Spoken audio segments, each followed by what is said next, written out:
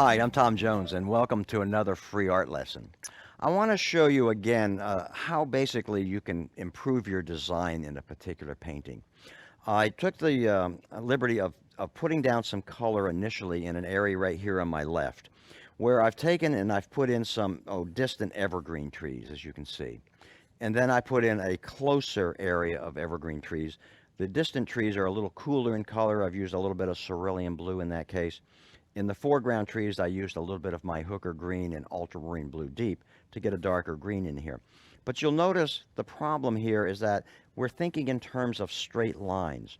I would encourage you to think in terms of abstract rather than straight lines, circles, squares, rectangles, or triangles.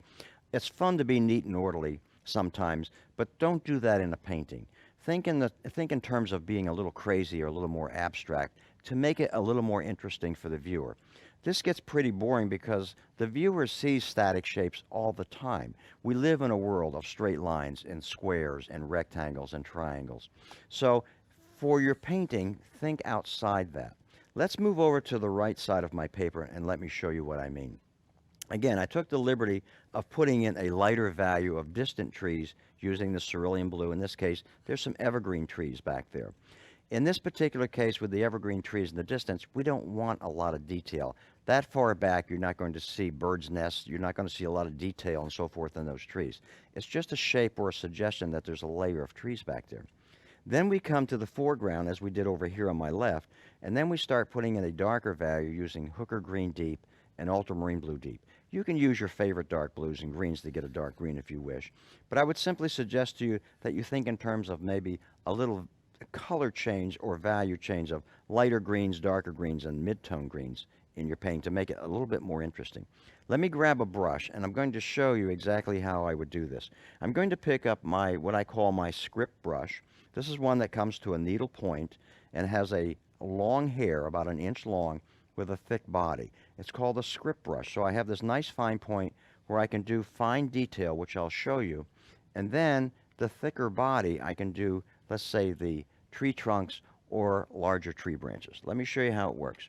I'll pick up a little bit of my hooker green deep in this case, and I'll pick up some of my my ultramarine blue deep, and then some of my hooker green deep, and we'll mix those colors together. And watch how I start now my particular area of tree. Notice that thin line using the script brush with that needle point. Now I can come in and look. I can put in the body of that particular tree using this brush by just pressing down. And it's really two brushes in one. So what I want to do is I want to suggest a few of these trees. Now what I'm going to do, I started this earlier, but I want to show you how I would continue it.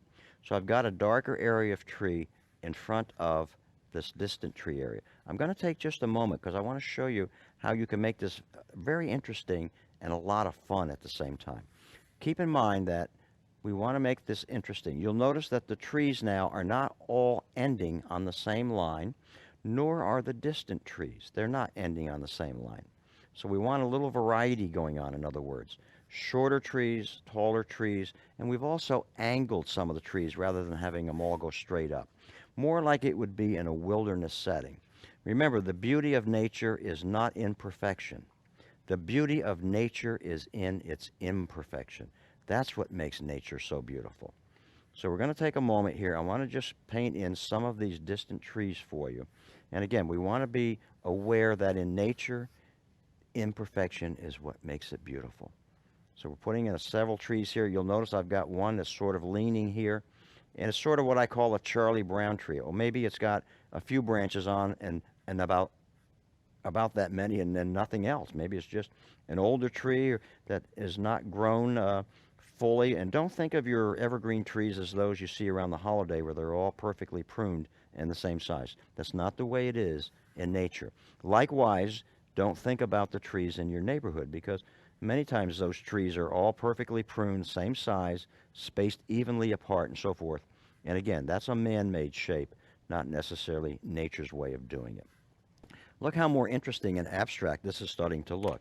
Now down in this area, we may want to make this area of the tree area. This is where the trees are maybe in a forested area, and this is all in nice area that's real thick. We're not going to paint individual trees as such.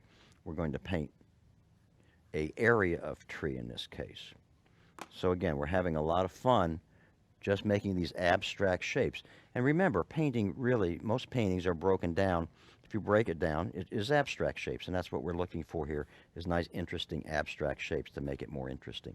Let me continue on here. Let me take just a few more minutes, and we'll go ahead and finish this out just to give you an example of where you can go with this idea. I'm going to take and pick up my script brush again, and I'm going to come in and just put a few tree branches on some of these trees over here, and all of a sudden we've got this very interesting forested area working out for us. A few more brush strokes here and there. To me, this is a lot of fun. I love painting wilderness scenes. The reason I love wilderness is because I've always felt that I can walk into my scene. I don't feel like I can walk into the scene if I'm doing necessarily a particular man-made structure, but in the wilderness, I can walk into my scene, and that's what I love about it. Let me just continue on with a few more brush strokes just for you to see how I'm going to put these interesting trees in a particular painting subject matter. Take just a minute more. Let me finish this off just a little bit more.